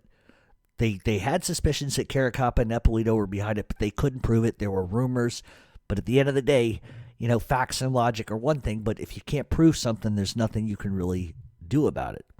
In 1989, Eppolito ends up retiring from the NYPD, but really didn't retire from the mob. Casso was still looking to take out every single person involved in the attempted hit of him, and next on his list was Eddie Wino, who was a maid captain in the Gambino crime family. His rise into the Gambino crime family really began after he allegedly took part in the murder of Tommy Bellotti and Paul Castellano. He also allegedly was the one who organized the hit on Willie Boy Johnson on behalf of John Gotti, meaning that it was Eddie Wino who goes to Tommy Karate and says, and to Vinny Giattino and says, go ahead, kill Willie Boy Johnson, he's got to go. He was the one that set it up, and as a result of that is the reason why he was given a promotion to captain. At least that's the information I have. Casso wanted Eppolito and Carracappa to kill Lino personally. The likelihood for this is because Lino really just wasn't... the fact that Lino was a made guy is one thing, but a captain of the Gambino family is something totally different. Casso really wanted to distance himself from the murder, and I think that's really ultimately, at the end of the day, why he paid Eppolito and Carracappa $75,000 to kill him. This was, once again, a eye for an eye, a shot for a shot deal with Angelo Ruggiero. He was going to take out Eddie Wino to really send a message, and he had to distance himself, because if he had done it himself, that's going to create a big problem. You can't kill a made guy in another family without permission. Gaspipe knows this, and this is exactly why he goes to Eppolito and Carracappa, because it gives him plausible deniability. Then on November 6th of 1990 on the Belt Parkway, Eppolito and Carracappa basically pull Eddie Wino over. They walk up to the driver's side door. Louie Eppolito sort of distracts Eddie Wino, points at something on the car floor. He looks over, next thing you know, Carracappa pulls out a fucking gun and lights him up and kills him. And they just leave him sitting in the car. In 1991, Carracappa and Eppolito provided information that led to the murder of Bobby Borriello on the orders of Frank Lastarino, who was a captain in the Lucchese crime family. As a result of the hit on Bobby Borriello, Lastarino was promoted to consigliere. In 1992, Lastarino ordered Carracappa and Eppolito to murder former Gambino member and new Lucchese made guy Patrick Testa. Also worth noting is Lastarino also wanted the Mafia Cops to kill Steven Carracappa, who at the time was underboss of the Lucchese's. As well, both Eppolito and Carracappa conspired to kill Salvatore Sammy the Bull Gravano, who entered Witsec in 92. So right away we see the Lucchese's are a little fucking nuts. I got to be honest with you. Bobby Borriello obviously was hit, and that sort of goes back to this Lucchese beef. This imaginary beef with Vinny the Chin. Vinny the Chin had nothing to do with any of this. This was Gaspipe Casso going fucking nuts. The guy's a fucking maniac, serial killer as far as I'm concerned. Tough guy, don't get me wrong, but I think legitimately screws loose, complete screws loose, not normal in any stretch of the imagination. He was hell-bent on killing anybody that he thought or assumed or dreamt was involved in the murder of him. Why he just didn't kill Angelo Ruggiero is a little surprising to me. I think that would have been the more direct way of doing things. But Frank Lastarino, same sort of deal. There's a lot of infighting in the Lucchese's at the time. I mean, the fact that they were going to kill Steven Carracappa, who was an underboss at the time, should tell you something about the inner workings of that family at the time and the mentality of that family at the time. It was reckless shit, Vicamuso and fucking Gaspipe going crazy, killing everybody. Then you get Frank Lastarino involved, and he wants people dead. It was just totally a power play. And obviously, they were willing to use Eppolito and Carracappa to get a lot done. Now, as far as Sammy the Bull, this is something kind of new, and I haven't heard this before, and I really don't believe it's that accurate.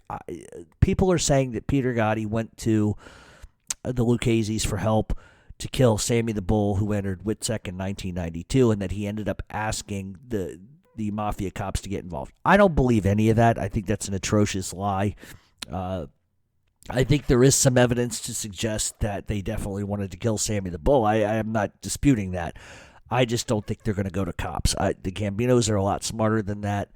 And I don't think that the Lucchese's would sort of rent out Eppolito and Carracappa to a lot of people. That's a problem. Anytime you bring in cops, I don't give a fuck who it is. Look at what happened with that fat, miserable fuck, Ron Previty, in Philadelphia. He was a fucking cop. He turns out to be a bad cop, and he ends up becoming a fucking rat. Ron Previty, yeah. Joey Merlino. Fucking jerk off that guy is. Same kind of thing. You know, you allow cops in, this is what happens. That used to be the rule. No cops. If you were a cop, you can't come in. So in 1992, Steven Carracappa ends up retiring. Louie Eppolito then makes probably the biggest fucking mistake of his life. For some reason, and I will never get this, he decides to write a fucking book detailing and chronicling his time in the NYPD and his mafia roots, and he ends up calling it Mafia Cop. And basically the book is some soap opera half porn about him being an NYPD cop and also having a mafia family and the tug of war in between doing what's right and doing what's wrong. Meanwhile, he's killing everybody. So, I mean, why he wrote this fucking book, I will never understand. The book ends up going on sale in 1992, and inside the book is a copy of Louie Eppolito and Steven Carracappa when they were detectives together. This absolutely infuriates Carracappa. One, he can't fucking believe he wrote a book. You know, here they are. They've committed murder. They've been co-conspirators. They've made a lot of money together. They retired. They haven't been arrested. And this guy is yapping his fat fucking mouth off about all kinds of crazy shit. Then he puts a picture of them together. And it's that picture, that very picture in that very fucking book that's going to come back to haunt him. And Carracappa he had a right to be fucking angry. I would have been angry about it. Shut your fucking mouth. But, Louie Eppolito didn't really, he really wasn't the type of guy to keep his mouth shut. I think he was in love with himself. I think he liked the press. Then he goes on the Sally Jesse fucking Raphael show. And this is basically what happened. The show ends up playing on TV, and wouldn't you know it, but the mother of Frank and Jimmy Heidel all of a sudden recognizes Louie Eppolito and Steven Carracappa. She remembers them from being outside of her house. She remembers that they were looking for her son, and her son never came home. And so she immediately knows. So she buys the book, she goes through it, and she keeps the picture fresh in her mind. She didn't know who to turn to, didn't know who to talk to at the time, because at the time, the case on her son was pretty much cold. Eppolito would then go up, then for some fucking reason, decides he wants to be an actor. He ends up playing a role in Goodfellas. You'll know that role is Fat Andy. Then he's in Bullets Over Broadway. That further just absolutely enrages Carracappa, who just wants Louie to shut the fuck up and just disappear, just stop. In 1994, Louie Eppolito ends up moving to Las Vegas. In 1995, Carracappa moves to Las Vegas, moving in right across the street from Eppolito, which I can't fucking believe. You're mad at the guy for writing a fucking book, right? You want him to shut the fuck up and stop talking. Then you move like next across the street from the guy? Like the fuck, are you out of your mind? And there's a reason why he did. And it was for crime. In 1993, Eppolito and in 1993, Casso ends up getting arrested by the FBI. And more or less, he gets charged with murders, conspiracies. But Casso doesn't want to do time. So what he does is he drops a dime and he starts telling on everybody. He tells on Eppolito, he tells on Carracappa, he tells on Burt Kaplan, his longtime friend. Then he goes on 60 Minutes where he buries the Mafia Cops, and then he does this whole crying shit and all this other stupid shit that he did. But the problem that Casso has is his story is never the same. He ends up lying to the FBI. He ends up getting in trouble in prison. And really the more particular issue that Gaspipe has a problem with is he's outing Sammy Gravano as being a massive drug dealer, which goes against what the FBI was saying Sammy had done. Now, when Sammy's being touted as the rat supreme, and you've got Gaspipe Casso effectively rendering what they're saying to be null and void and basically saying that's a lie, he's a fucking drug dealer, that presents a problem. And so that's really the main reason why I think the FBI tore up Casso's fucking agreement. They tore it up, threw it in the garbage. Fuck you, we're not giving you any fucking deal. Doesn't matter what you've said about anybody. And the reality is that's why they did it. I don't care what anybody else says. That's why they did that to Gaspipe. Because they didn't want the secret getting out that Sammy the Bull was full of shit and lying. The FBI couldn't have it. They had just put away John Gotti Sr., and they were not about to give up that conviction for anything. Because if it comes out that Sammy Gravano's a lying sack of shit, then all of a sudden you got to go back and look at the case. There's an appeal, and there were too many people that were convicted in that case, and the FBI just wasn't willing to do that. So this is what happens next. Everybody gets sort of told on, but the problem is that there's a jurisdictional argument, and the jurisdictional argument is basically on statute of limitations. They have to be able to prove that Louie Eppolito and Steven Carracappa not just were involved in organized crime in New York, but organized crime in Las Vegas. And they want to attach the two because it makes it a superseding indictment. It makes it easier for the justice system to deal with. But in 1996, Burt Kaplan ends up getting pinched for narcotics. He doesn't talk in 1996, doesn't say anything. He's a stone cold, old school gangster, just wasn't going to utter a word about anybody. And excuse me, the case on the Mafia Cops sort of begins to go down the drain a little bit. Gaspipe isn't really believed. Then in 2003, NYPD detective Tommy Dades was checking into the murder of Jimmy Heidel, cold case. Let's look into it. He discusses the case with Jimmy's mother just by chance, and she explains that she knew the cops who showed up and she saw them in the book. Next thing you know, for the next 9 months, Dades ends up investigating Eppolito and Carracappa's past, and boy, does he start to find out some shit.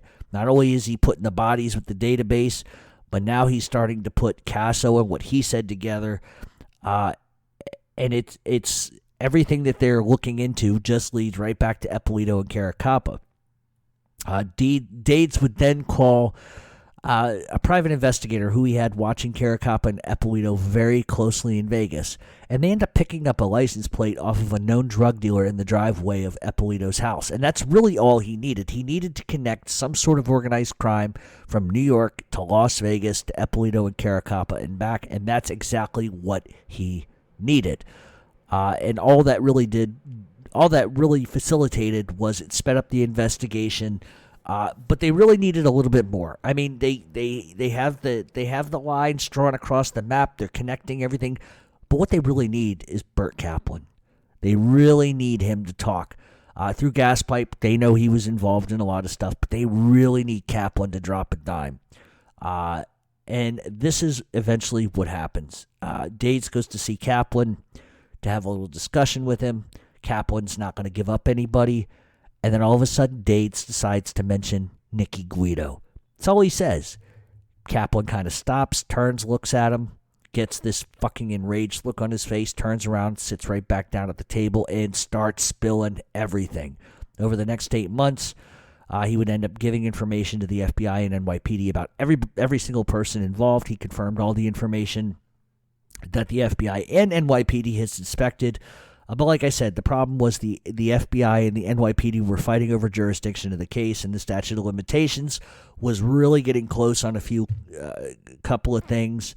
And they had to prove that Carracappa and Eppolito were still active in a conspiracy in organized crime. And so what they do is they go to a drug informant and they ask him to wear a wire and go see Carracappa and Eppolito with an offer to get drugs to supply to Hollywood types. Carracappa and Eppolito fall for it. They end up getting caught on tape. Next thing you know, bada bing, they're arrested. They're done. Carracappa ends up going on 60 Minutes to cry and, I didn't do anything wrong. I would never do this and all this stupid shit. But absolutely was laughable in that. March 13th, 2006, the trial would begin. Eppolito outside of court would explain that it was nothing but lies. They were accused of 10 murders, drug trafficking, money laundering, racketeering, and all were charges that they were facing. Burt Kaplan would end up testifying against them, which was really the final shot to the head of Eppolito and Carracappa. It wasn't just Kaplan, but the actual garage owner showed the FBI where the bodies were buried. He corroborated all the stuff that Kaplan was saying, and the jury would find them guilty on all counts. The judge, however, said that the Vegas incident and the New York mob stuff wasn't related. He said there was a big difference between what they were doing out in Las Vegas and what was going on in New York City, and he couldn't really draw a parallel. And so he ends up tossing the case. And what ends up happening is the case gets appealed and it gets reversed again. And then they were sentenced to life in prison without parole. Carracappa would die of cancer in prison in Butner, North Carolina in 2017. Louie Eppolito still sitting in the shithole can. The final murder count for Carracappa and Eppolito was 10, but it's alleged by the FBI and the NYPD that they had their hands in over 20 murders. The only ones they were ever convicted of were Eddie Leno, Nicky Guido, Jimmy Heidel, John Heidel, John Doe, Anthony DiLappi, Bruno Facciolo, and Bobby Borriello. And so when you look at the chronological events with Eppolito and Carracappa especially, these guys were fucking insane. They were fucking reckless. And the moral of the story here is, regardless of if you're a fan of murder and mayhem, that's one thing. But the one thing is, especially with murder, first of all, you're a cop, so you're going to get a special kind of leeway. You're going to get away with a little bit more than the average citizen can just because you have more at your disposal. But you write a goddamn book. Then you go on Sally Jesse Raphael. If Louie Eppolito, that dumb fuck, doesn't write the book, doesn't go on Sally Jesse Raphael, they never get caught. And they never get caught because Jimmy Heidel's mother never sees the photo. Karma's a bitch. Karma has a really fucked up way of working. But they were stone cold killers. They set a lot of people up. But I think really what I took from all of this, having digested a lot of it over the last couple of days, is that Gaspipe was probably one of the most reckless guys I've ever seen in my life. And then, he wanted to kill everybody and then couldn't take it, so he ratted everybody out. He's a rat. He's nothing more than a rat. And so when we talk about the FBI and Gaspipe specifically, do we say that he was telling the truth about Gravano? Was there some hostility and jealousy there? Absolutely, I think there was. I listen, I don't think Gaspipe's really ever told the truth about anything in his fucking life. But I think that in terms of he was hooting and hollering and wanted to be the fucking, the queen of the day. He wanted to be the man. He wanted to be Gravano, and I get it. He wanted the best deal. But I think ultimately his jealousy and rage played a part in the way that he was behaving behind the wall. But I don't think he was necessarily lying about what Gravano was up to. I think he was telling the truth because I think he said, wait a fucking minute. He committed more murders than I committed. He's selling more drugs than I ever sold. And I'm the one that's getting fucked. So I think from that justification, I believe it. Sammy Gravano's not much better. He's another pile of shit. But at the end of the day, I sort of get where Gaspipe's coming from. If you're going to give a deal, let's give a deal. But Gaspipe wouldn't shut the fuck up, and that was his biggest problem. He kept talking, and the FBI can't have that because they cannot have any of the testimony of Sammy the Bull Gravano to be skewed in any kind of way or form. You sure as hell can't make him look like a hypocrite because that's going to present problems down the line for 200 convictions. So yeah, Louie Eppolito and Steven Carracappa, I don't feel bad for either one of those guys, especially Steven Carracappa, a little worm. I don't feel bad for Louie Eppolito. I don't think what they did was honorable in any sense of the imagination. That's sort of where I veer off course with this. A lot of people may think that that's tough guy shit. I really don't think it is. I don't think they were gangsters. They were wannabe gangsters. But it's a story. No cops really did what they did. But there were a lot of other cops that did some highly suspect shit. But I just don't have any respect for the way they handled it. I think it was sort of grimy. And And, listen, people do all kinds of things for money, and I get it. Gangster is gangster. I just, something about those two particularly just makes me want to puke. I just don't think much of them. I think that bringing cops into the fold is a bad idea. It was with Ron Previty. Yeah. Sorry, I just love making fun of that guy. I know he's dead. I shouldn't make fun of the dead, but I just love making fun of his fucking voice. Yeah, George Anastasia. Yeah, I'm still gambling in South Philly. Fucking jerk. So that's pretty much the story of Louie Eppolito and Steven Carracappa. Okay, so here's what we got. I ran way overboard today. All right, so remember, next week there will be no show. So what I will do is I'll double back the following week and probably do one midweek, one at the end of the week. I will be out of town in Lincoln, Rhode Island, with the boys, seeing the John Gotti III fight and hanging out in Providence and then just enjoying my hometown and just kind of hanging out, doing our thing. And check Facebook. If you are my friend on Facebook, check out Facebook this coming Friday night at around, 8:30. Just look in once in a while. You might see some Facebook Live stuff. It'd be pretty good. There's going to be a ton of us there. I got a ton of people coming that live in Rhode Island. Some people from Boston, people from Philly are coming, people from Chicago are coming. A lot of people are coming. We're taking a whole gaggle of us up from New York, so it's going to be a good time. But check out Facebook and watch for a live video because there's going to be some interesting stuff. As long as I can keep my attorney off the video, I think we'll be all right. He gets me in trouble with that Facebook Live shit all the time. Jeff, we're having like 12 drinks. It's time to go on Facebook Live. It never ends well. It never ends well for me. You know why? Because the next day I wake up and he's like, Jeffy up. Come on, we got to delete that fucking video. What are you, nuts saying that shit? You're crazy. People are going to think we're nuts. And the videos are never bad, but they're funny, and it just goes to show that Jeff shouldn't be operating a video camera on a video camera and any fucking sense of the imagination if he's had, like, what I like to call the Joey Merlino special, which is about 15 beers. Nothing personal. I'm not saying Joey's a drunk or anything like that. That's what we call it when we're out. We tell the waitress, we'll have the Joey Merlino special. She's like, what's that? I was like, get us drunk. Just get us drunk. Let us drink scotch, whatever it is. So I'm just kidding. That's not really the way it is. I just like to poke fun at people. But anyway, all that being said, you can follow us on Twitter at RealMobTalk7. You can follow us on Facebook, Mob Talk Radio. Check out the True Crime Page blog. Our True Crime Page. Christ, Scott's going to kill me because I can't remember the name of his. True Crime. It's the True Crime fucking podcast or something. If you go on to who's subscribed to me on YouTube, you can check that out. Send your hate mail, your threats, and all your concerns to the same place as usual.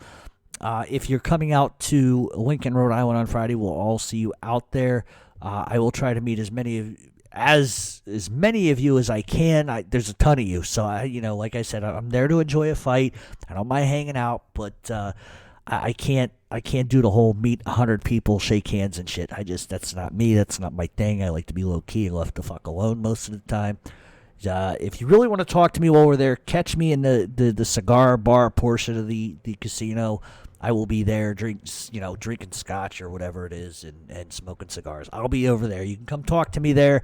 Don't fuck with me at my seat. I don't like that kind of shit because I'm going to be with a lot of different people. So all that being said, thanks for listening in, and we will be back probably, I want to say, like Tuesday of next week. So in the meantime, think of some more questions. I really would like to do a whole entire 2.5 hour Q&A. I know that's kind of boring and people may not like it, but that's what I'd like to do. So all that being said, have a great week, everybody, and we will see you probably a week from tomorrow. And once again, check Facebook Live Friday night. Just tune in every once in a while. You might see some good shit. All right, take it easy, everybody, and thanks for listening in.